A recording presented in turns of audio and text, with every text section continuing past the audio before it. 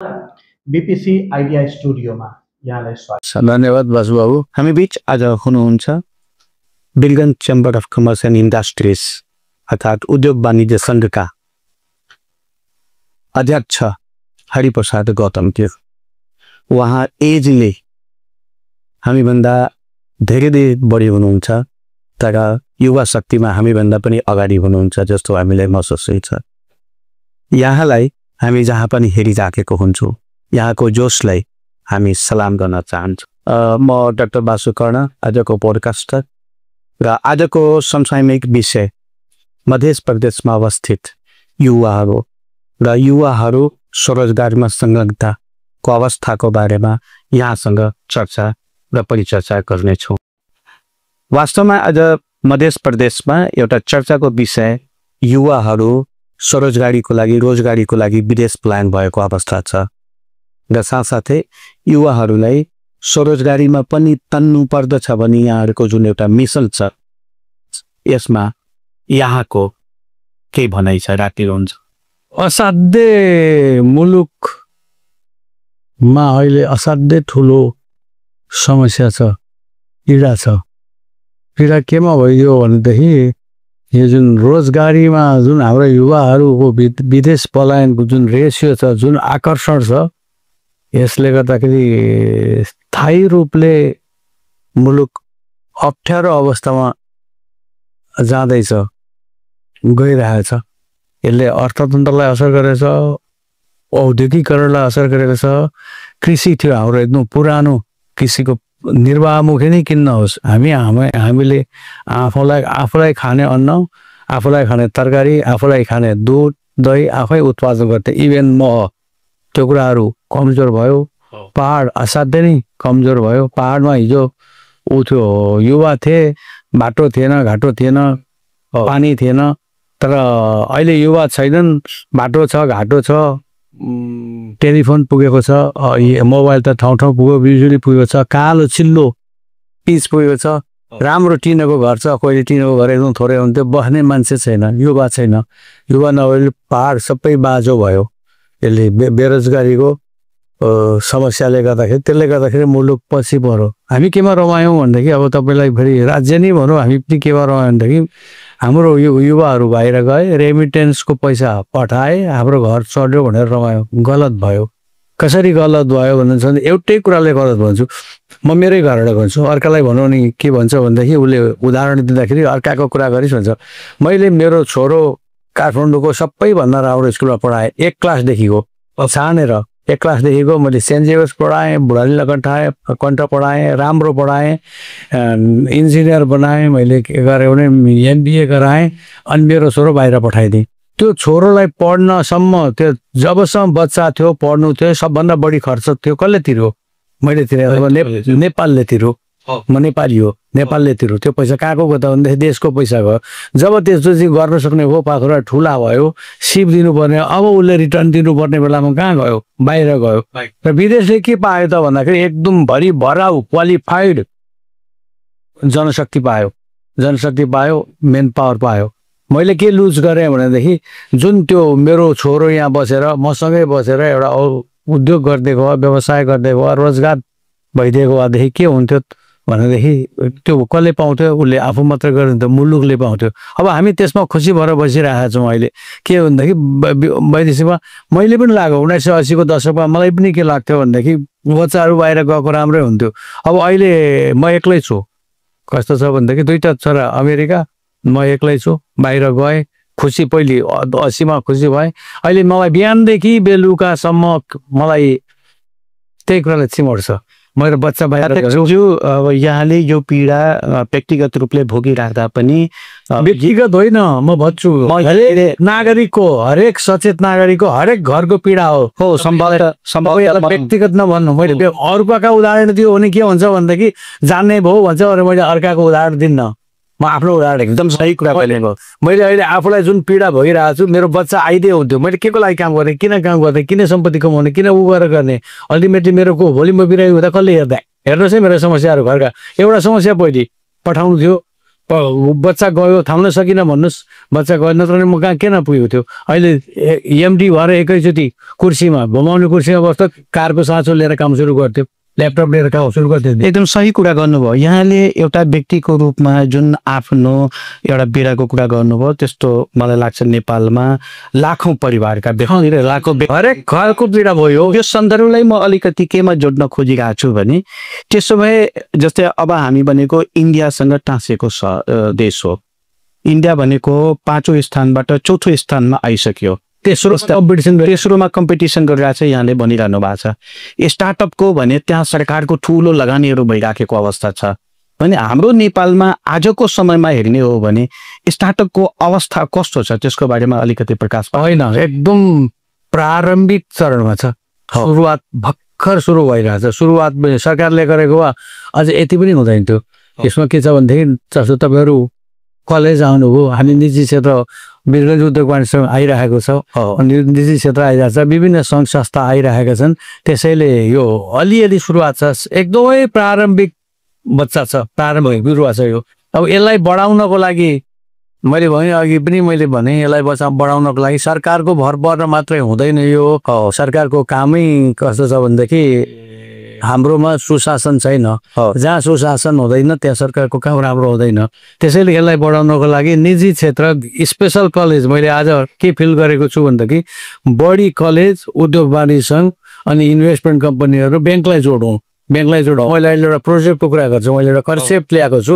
कति सक्सेस अहिले भाइहरू पनि बहिनीहरू पनि सुन्नेछन्, उनीहरूले मलाई भनुन्, फिडब्याक दिउन्, मैले अन्त बोल्नु पर्दछ।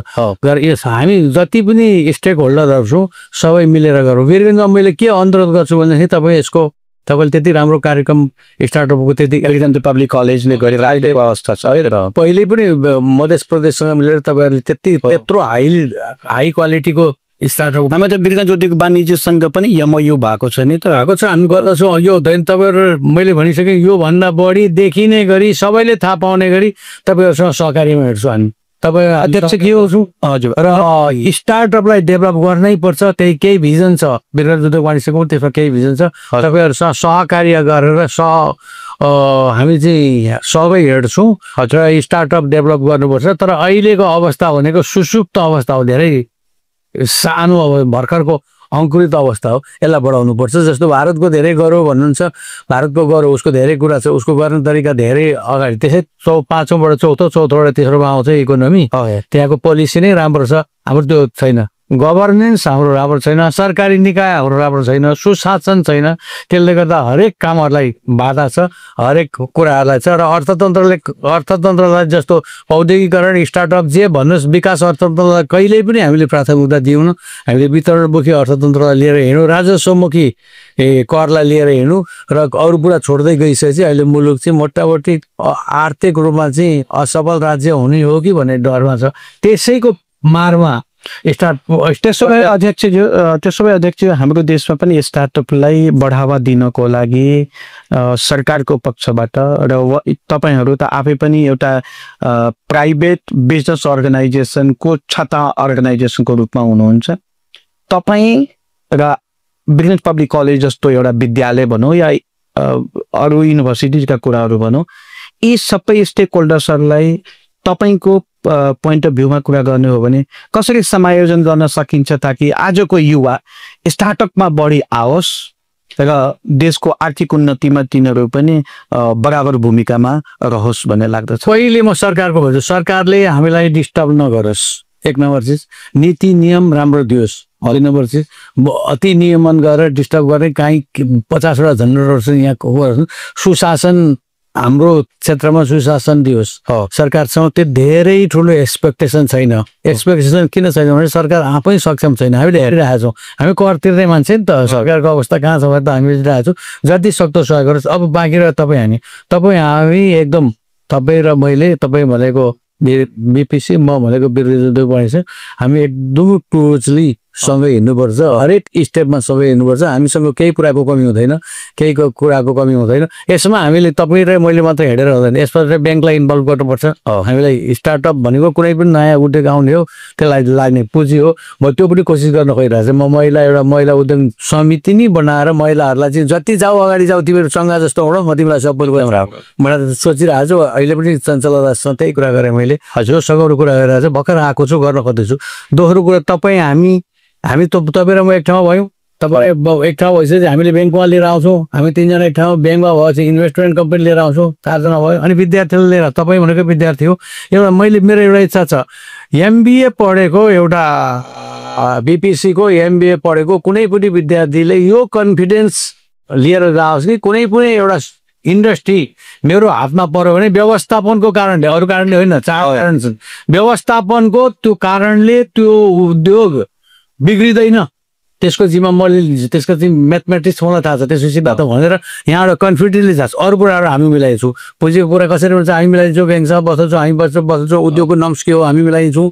त्यो गरेर उसले चाहिँ जिम्मा के लिनु पर्यो भनेदेखि व्यवस्थापन गरेर, मैले भन्छु पुँजी मात्रै भएर उद्योग हुन्छ हुँदैन, व्यवस्थापन मात्रै भएर हुन्छ हुँदैन, 4 फ्याक्टर छन्। हजुर व्यवस्थापनको कारणबाट मैले यति बुझेको छु, यति सिन्सियर छु, म यति डिभोटेड हुन्छु कि व्यवस्थापनको कारणले यो उद्योग अथवा यो व्यवसाय कमजोर हुँदैन भने तपाईँले पठाएर गरिदिनु पर्यो। म पुँजीको व्यवस्था गर्छु, ब्याङ्कसँग लिएर उद्योगलाई म पुँजीको व्यवस्था छु, वातावरण छ। सरकारले हामीलाई त्यहाँ नचिमोटोस्, असाध्यै सरकारै खराब छ, असाध्यै चिमोट्छ, नियम कानुन के कहाँ के दुनियाँ 10वटा समस्या बनायो। त्यसले गर्दा सरकारले हामीलाई नचिमोटोस्, काम गरेर खान दियोस्। यो हाम्रो विद्यार्थीहरूलाई चाहिँ बाहिर यहाँ काम नभएर रोएर बाहिर जाने अवस्था नगरोस्। हामी स्टार्टअपलाई डेभलप गर्छौँ। यहाँ सबभन्दा बढी स्कोप कृषिको क्षेत्र छ। भनौँ न 1 बिघा खेतीमा चाहिँ एउटा परिवार पाल्न सक्ने चाहिँ एउटा विद्यार्थीले भनौँ न नै गर्न सक्छ। अब एउटा 1 बिघा खेती लाग्दाखेरि एउटा व्यवस्थित खेती गर्ने हो भने चाहिँ अफ सिजन गर्छ, अनसिजन गर्दछ, नयाँ बाली ल्याउँदछ, बजार हेर्दछ, गरेर त्यसमा सरकारले गर्ने सहयोग गरेर एउटा। अनि त्यो पो स्टार्टअप हो त। त्यो एउटा किन 4 बिघा खेत चाहियो एउटा परिवार पाल्नलाई? सानो मैले 4 बिघा होइन भने 100 बिघा गरेर एउटा उद्योगले नगर्ने भनेको होइन, तर एउटा मोडल बनाएर गर्दाखेरि हाम्रो यहाँ के छ भनेदेखि गर्न सक्छ। यहाँको मान्छे पनि खराब छैन, म तपाईँलाई भन्छु, यहाँको मान्छे पनि खराब छैन। अलिकति मधेसमा उसको भन्दा अब बाहिर गएर त अहिले पनि धेरै सुध्रिसक्यो। यहाँको मान्छे खराब छैन, यहाँको माटो खराब छैन, तर हामी अगाडि गर्न किन आउँदो हुँदैन? हाम्रो नीति नै भएन, सरकारी अस्थिर नीति भयो। अध्यक्षज्यू फेरि म यहाँको ध्यान आकर्षण के गराउन खोज्छु भने वास्तवमा हजुरले जसरी भन्नुभयो नि कि सरकारको नीति भनेको त्यति स्पष्ट भएन उद्यमशीलताको लागि या स्टार्टअप गर्नको लागि, के वास्तवमा हामीले सरकार एउटा पक्ष मात्रै हो जसले उद्यमशीलताको प्रमोसन गर्न सक्छ?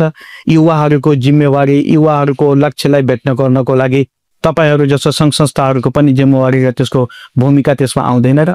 होइन, आउँछ। तपाईँले दुईटा कुराहरू हो। एउटा के सरकारले मात्रै सबै गर्ने हुन्छ। सरकारले बाटो, सरकार भनेको माउवादी हो, माउ राजनीति हो, मूल राजनीति हो। नीति दिनुपर्छ। नीति दिँदाखेरि उसले सुशासन दिनु पर्यो, गर्नलाई दिनुहोस्। एकदमै एउटा काम गर्दै गर्छु, आज मलाई चाहिँ एउटा गलत कुरा छापा हान्ने भनेर मैले कसरी हर पर्छु? एउटा कुनै मेरो सबै ठिक एकदम सरकारले चाह्यो भनेदेखि कम शासन दिनुपर्छ, सुशासन दिनुपर्छ, नीति दिनुपर्छ। सरकारले त्यति त गर्ने हुँदैन। त्यस पछाडि दायित्व कसको आउँछ त भन्दाखेरि तपाईँ जस्तो युवाहरू त होइन, युवाहरूको होइन, तपाईँ जस्तो कलेजको, म जस्तो संस्थाको, म जस्तो लगानी गर्ने लगानी ब्याङ्क गरेर त्यहाँको वातावरण हो हामी। अनि त्यस पछाडि सरकारले वातावरण दियो, सबै औद्योगिक वातावरण छ, राम्रो छ भनिसकेपछि हामी के गर्छौँ भन्दै काम सुरु गर्छौँ। काम सुरु गर्दा हामीलाई कहीँ पनि डिस्टर्ब हुने। तपाईँ मलाई के दिनुहुन्छ भनेदेखि एउटा भनिसके नि व्यवस्थापनको कारणबाट यो तिम्रो उद्योग, तिम्रो व्यवसाय अथवा मैले गरेको व्यवसाय धराप हुँदैन भनेर तपाईँले दिएको विद्यार्थीले भन्छ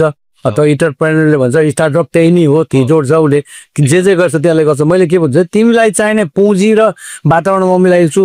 मैले भन्छु धेरै अहिले भन्छु म एउटा अहिले तपाईँकै यही कुरामा एउटा सोचिरहेको छु। विद्यार्थी भाइहरू पनि सुन्छ कि हुँदैन थाहा छैन मलाई। यहाँ एकदम रहर गरेर कसैले एउटा उद्योग खोल्छ हो, उसँग व्यवस्थापनको ज्ञान हुँदैन, बजारको बारेमा हुन्छ, एउटा हौसला हुन्छ। ब्याङ्कले के हेर्छ भने खालि धितो मात्रै हेर्छ, धितो मात्रै। भोलि यो उद्योग डुब्यो भनेदेखि यसले खामेको धितोले मेरो ऋण उठेको ब्याङ्कले त्यति हेर्छ, त्यति हेर्छ कि हेरेर त्यसले लगानी गर्छ। लगानी गरेपछि त्यसले उद्योगका नम्स 4-5 वटा 6 वटा महत्त्वपूर्ण नम्स तपाईँले पढेको भन्दा बाहिरका पढेको भन्दा बाहिर छन् एउटा सिद्धान्त छ त्यो सिद्धान्त छ त्यसले गर्दैन उद्योग चलाउनु पर्यो छ कच्चा पदार्थ हाल्नु पर्यो छ उता ससुराली जाने हो कि माइत जाने हो कि अथवा बस्दै जाने हो मेरो एउटा अझ जिज्ञासा के छ भने सानो भनिन्छ हजुर त्यो उद्योग ढल्ला हाट्छ राम्रो हुँदैन ब्याङ्कले तुरुन्त समातेर त्यो उद्योगीलाई बोलाएर के छ त्यो ढल्ला त बर्बाद हुन्छ त्यसैले ब्याङ्कले के छ महिलाले सुरक्षित हुनु भएन उद्योग अलिकति कमजोर देख्न आँट्नु पनि बोलाउनु पर्यो उद्योगीलाई बोलाउनु पर्यो कलेजलाई बोलाउनु पर्यो इन्भेस्टमेन्ट कम्पनीलाई बोलाउनु पर्यो त्यो पहिलेको विद्यार्थी पहिलेको लगानीकर्ताबाट तिमीले यो कमजोरी गरेको छ तिम्रो उद्योग राम्रो अवस्था छ तिमी अब यसलाई सल्ट आउट भनेर सोध्नु पर्यो इन्भेस्टमेन्ट कम्पनीलाई सोध्नु पर्यो विद्यार्थीलाई यो छ उद्योगको पोजिसन गप्पै गरोस् जे गरोस् गरेर सोध यो उद्योग तिमी पार गर्न सक्छौ भनेपछि त्यसलाई रिस्क दिएर चुनौती दिनु पर्यो अलिकति केही सेयर दिनु एकाउन्टेबिलिटी क्रिएट गर्नु भनेको त्यसलाई गरेर त्यसलाई चाहिँ ब्याङ्कले पनि मोनिटरिङ गर्नु पर्यो उसले पनि मोनिटरिङ गर्यो इन्भेस्टमेन्ट कम्पनीले गर्यो त्यसले पनि गर्नु पुरानो साउको त डुब्ने पुरानो उद्योग त जो डुब्दै थियो उसलाई त बिचमा डुबेर निस्किन्छ भने उसलाई के फरक हो पुँजी त चाहिएन पुँजी त त्यो सबै कुरा जेनेरेट भइसकेको छ दि त्यहाँ पुँजी छ सबै छ उद्योग चलिसकेको हो नि त्यसलाई लिएर हिँड्यो भने एउटा उद्योग मर्नबाट जोगिन्छ तपाईँको एउटा विद्यार्थी के टेस्ट हुन्छ भनेदेखि एउटा इन्डस्ट्री सिक्न भनौँ एउटा कमजोर उद्योगलाई चाहिँ बचाएर लिएर आउने आत्मविश्वास हुन्छ त्यस्ता उद्योगहरू आउँदै जान्छ त्यसले प्रचारले एउटा वातावरण बन्छ हामीले जाने भनेको स्टार्टअप पनि जाने हो त्यो साइड रोड पनि जाने हो उद्योग खुलेको उद्योगहरू कुनै पनि बन्द नहुन् खुलेको उद्योगहरूलाई तपाईँको MBA को विद्यार्थीले स्टार्टअप गरोस् उसले नयाँ आइडिया गरोस् अथवा ब्याङ्कसँग गरोस् उसलाई सबै कुरा छ त्यसलाई लिएर चलाएर चाहिँ उद्योगको चाहिँ एउटा वातावरण बनाऊ त्यो विशेष गरेर स्मल एन्ड मिडल उद्योगलाई हुन्छ ठुलोलाई हुँदैन ठुलो सक्दैन उसले नगरौँ भनेर म दीपक सरसँग तपाईँसँग यो बारेमा छलफल गर्न खोज्दैछु कति हुन्छ थाहा छैन मलाई यो टोटल प्रयास हो नितान्त मेरो आइडिया हो एकदम सही भन्नु पार लाग्छ कि लाग्दैन थाहा छैन कुन हदसम्म पार लाग्छ थाहा छैन मलाई तर के छ भनेदेखि उद्योग खोल्यो बन्द गर्यो उद्योग कमजोर हुन्छ त्यसलाई कमजोर बनायो रिलाम गर्यो त्यसको सोल्युसन होइन त्यसलाई त बन्द गर्न सबैतिर औषध दिनु पर्यो डाक्टरको काम गर्नु पर्यो भन्ने लागिरहेको छ अझ मेरो एउटा जिज्ञासा के छ भने अध्यक्षज्यू कि हामी देखिराखेको छौँ विद्यार्थीहरू या युवा शक्ति म केही युवा शक्तिहरूसँग यसरी इन्टरेक्सन्सहरू गरिराखेको बेलामा मैले के पाएँ भने विद्यार्थीहरूले व्यवसायमा या उद्यमशीलतामा जानको लागि धेरै कुराहरूको खाँचो छ जस्तै फाइनान्स बिजनेस गर्ने त्यसमा मेहनत गर्नुपर्ने हुन्छ रिस्क बढी हुन्छ भोलिको दिनमा रिस्कले स्थापित गर्छ कि गर्दैन भन्ने यावत किसिमका समस्याहरू त्योभन्दा राम्रो त एउटा राम्रो र ह्यान्डसम स्यालेरी एउटा बेस्ट कुनै जागिरमा जाँदा राम्रो हुन्छ भन्ने अभिप्रायले अभिप्रेरित भएको अवस्थामा देखिराखेको छु तपाईँ ती युवाहरूलाई स्टार्टअपमा जाँदाखेरि आफ्नो ठुलो लक्ष्यलाई पनि भेट्न सकिन्छ भन्ने एउटा आशा जगाउनको लागि के सन्देश दिन चाहन्छु? संसारमा सबैभन्दा राम्रो काम कसैले सोध्यो मलाई सोध्यो भने उद्योग भन्छु म आज आत्मव्यवसाय भन्छ व्यवसाय भने पनि त्यो उद्योगलाई भन्छु संसारमा सबैभन्दा राम्रो यसमा तपाईँलाई के छ यसमा आत्मसम्मान छ यसमा पैसा छ अलिकति सरकारको नीति चाहिँ ठिक हुनुपर्छ फेरि सरकारले सिमोटेर पनि दुःख दिएको छ अहिले अति नियमनले गर्दाखेरि वैध उद्योग गर्ने अवस्थै बनाएको छैन अवैध कारोबारलाई चाहिँ बढी प्रश्रय दिएको छ सरकारले दिएको छ म भन्छु तपाईँलाई प्रमाणित गरेर भन्छु त्यो यसमा के छ आत्मसम्मान छ यसमा पैसा छ यसमा सामाजिक प्रतिष्ठा छ अनि यसमा तपाईँ कहिले बुढो हुनै पर्दैन अनि यसले गरेपछि तपाईँको पुस्तालाई हस्तान्तरण गर्नु तपाईँले पढेर तपाईँको सरकार दिन सक्नुहुन्छ सकिँदैन तर तपाईँ सबै जान्छ नि हामी सिधा जाग्यो हामी जान्छौँ होइन एकदम मैले उद्योग गरेँ भने मेरो सरकार दिन सकिन्छ अनि म कहिले बुढो हुनुपर्छ तपाईँले भन्नुभयो त अहिले तपाईँ हाइमा ग्रेजुएट हुन्छ युवा हुन्छ मैले ठाउँ पार्ने युवा भएँ एकदम काम गर्ने म अहिले मैले सरकारी कर्मचारी भएको म के हुन्थेँ रिटायर गरेर झोक्राएर बस्दैन एकदम सही अहिले त मैले त काम गरेर पाएर हुन्छ अनि यो मैले कहिले बुढो हुनु पर्दैन जति सक्छु त्यति खान्छ मुरली बाबु 88 वर्षको हुनुभयो हाम्रो चाउसोदीको हुनुहुन्छ मुरलीको 88 वर्षको हुनु आज पनि मकैको प्राइस निर्धारण गरेर भन्नुहुन्छ उहाँले मकैको पाएन उहाँले बोले चाहिँ हुकुम हुन्छ पछाडि त्यो ताकत आउँछ त्यो मोरल रहन्छ भने चाहिँ योभन्दा राम्रो गर्ने अब नोकरी गरेपछि अलिकति अहिले सुरुमा त मजा हुन्छ यसमा सङ्घर्ष छ है फेरि उद्योगमा सङ्घर्ष छ रिस्क छ रिस्क केही रिस्क छैन सरकारको पोलिसी ठिक हो रिस्क छैन हामी बुझ्छौँ त्यति रिस्क छ त्यति गर्न सक्छौँ सरकारको पोलिसी चाहिँ ठिक हुनु पर्यो रिस्क छ रिस्कमा त खेल्न एनालाइज गर्न सक्नु पर्यो फार साइड सोच्न सक्नु पर्यो एकदम जानु पर्यो नि त नि रिस्क छ त्यो रिस्कले केही फरक पर्दैन त्यो इन्जोय पनि छ नि मजा पनि छ नि भनिन्छ नो रिस्क नो गेन र बिजनेसमा सही जग्गा जागिर खान त मलाई नै भन्नु न, म त चुरोट कारखानाको जिएम भएर चलाएको मान्छे। एकदम सही हो। त्यो भएर मैले जागिर गर्दै 2-4 लाखको जागिर महिनाको त जहाँ पनि पाउँथेँ त। मैले त्यो गएर सानो आफ्नो उद्योग बढाएँ। अहिले खुसी छु त, म 4-5वटा उद्योग आफैले गरिरहेको छु। 150, 200, 300 जना मान्छेलाई रोजगार दिएर गरेको छु। मैले गर्नुपर्ने सधैँ तपाईँसँगै भाषण गरेर हिँडेको छु त। टाइम पाएको छु त, मैले सबै प्रयोग गरेर पाएको छु। त्यो उद्योगले दिएको होइन, मलाई दिएको नोकरीले दिएको हो, उद्योगले दिएको होइन। एकदम। त्यसकारण यो भन्दा राम्रो चिजै छैन। जानु उद्योगमै जानुपर्छ। म फेरि भन्छु उद्योगमै जानुपर्छ। तर सरकार पनि उद्योग मैत्री हुनुपर्छ। नम्बर 2 नम्बर 3 किन यसमा डेडिकेसन छ, रिस्क छ, सबै हुँदा पनि मजा पनि छ। मजा पनि छ। सामाजिक प्रतिष्ठा असाध्यै बढी छ। सामाजिक प्रतिष्ठा तपाईँले बुढो हुनु पर्दैन अर्को। अनि तपाईँले आफूले कमाएको सम्पत्ति आफ्नो छोरालाई, आफ्नो सन्तानलाई चाहिँ तपाईँले हस्तान्तरण गरेर जान सक्नुहुन्छ। त्यो भन्दा राम्रो कुरा के हो? अरू कुन चिजमा छ? तपाईँले जागिर खाएर हस्तान्तरण गर्नुहुन्छ, तपाईँको पेन्सन छोराले पाउँछ र के अब स्वर्ग भइसक्यो छोराले पाउँछ, यो त पाउँछ कि पाउँदैन? अनि यो हिबा के गर्ने? यहाँ अध्यक्षज्यूसँग जाँदा जाँदै एउटा अन्तिम प्रश्न। यहाँ आज बीपीसी आइडिया स्टुडियोमा आउनुभयो।